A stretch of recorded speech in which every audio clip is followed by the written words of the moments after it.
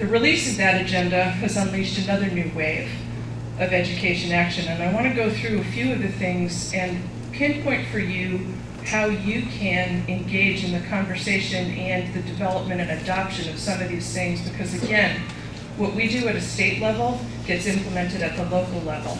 And everything that we're doing at the state level is geared towards dropout prevention.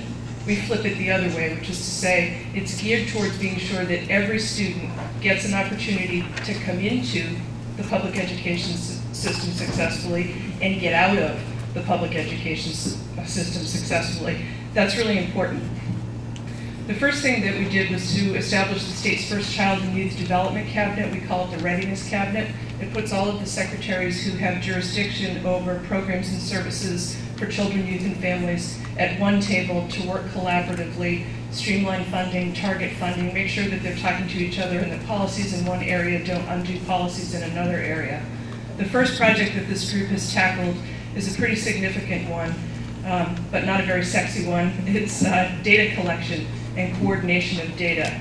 Right now, across the Commonwealth, there are hundreds, literally, of data collection efforts around children and families of students in our public schools. The systems don't talk to each other, the data isn't exchanged, and the result is that kids float from one place to the next, usually the most vulnerable kids, without carrying that information with them to inform the place that they land next. It's a top priority for the administration.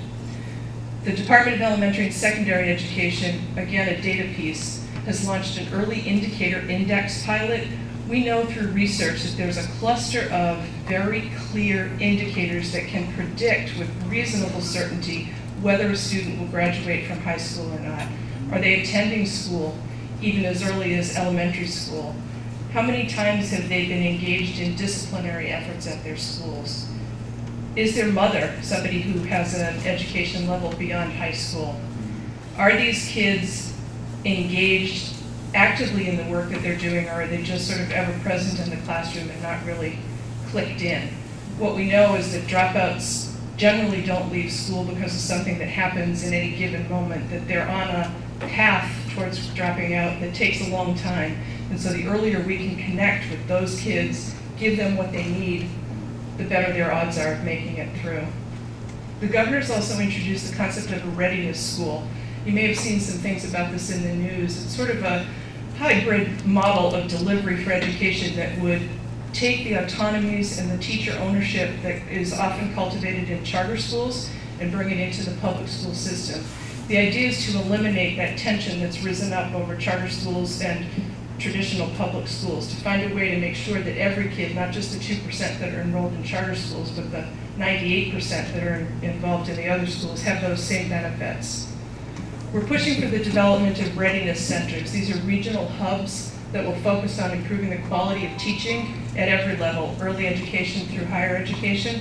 We're actively pursuing 3 proposals on that. Again, a place that folks can engage right now on. Talk to your school committees and your superintendents. Are they part of the push to develop a readiness center? I think what you'll see is that as people begin to understand that the pooling of resources and availability is viable, that we're going to start to see some change in how the system works and get some benefit out of that. Similarly, we're working on the regionalization of school districts. This is around administrative back office functions, not around bundling schools and consolidating schools, but it's to say in an area that has 6,000 students, do you really need 6 superintendents and 6 school districts and 6 school committees and 6 transportation systems?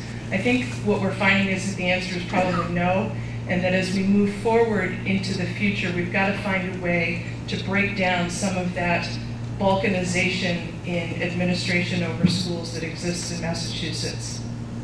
We've launched a college and career web portal, another important development for kids, particularly those who don't have college-going parents or who are immigrants to the country and sort of interacting with the system at the start for the first time. And this web portal will give folks a one-stop shop for getting information about, getting applications for, understanding what the opportunities are to move on for higher education.